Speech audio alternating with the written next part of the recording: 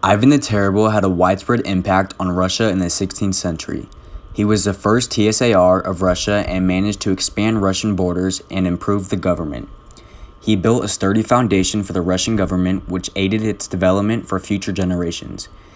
He was very proud of being the first TSAR of Russia and being the Grand Prince of Moscow. He was a man who was very intense and gruesome, but he was strong and proud of what he accomplished because of this. His political supporters were the people of Moscow who aided him both politically and monetarily, which allowed him to maintain his role in power. The people who disliked Ivan and tried to take him down were boyars and previous royalty of Russia. Ivan was known for taking princes and nobles and forcing them into the lower class.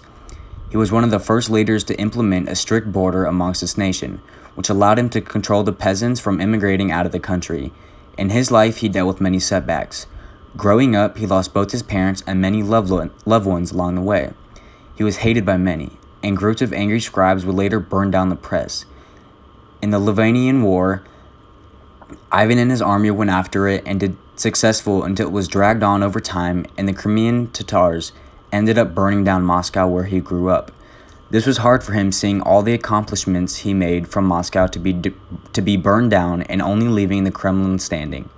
From his long-lasting push to force Russia into Europe, it eventually began to fall apart after the war, and using most of their resources and supplies, Russia was on the verge of an economic collapse.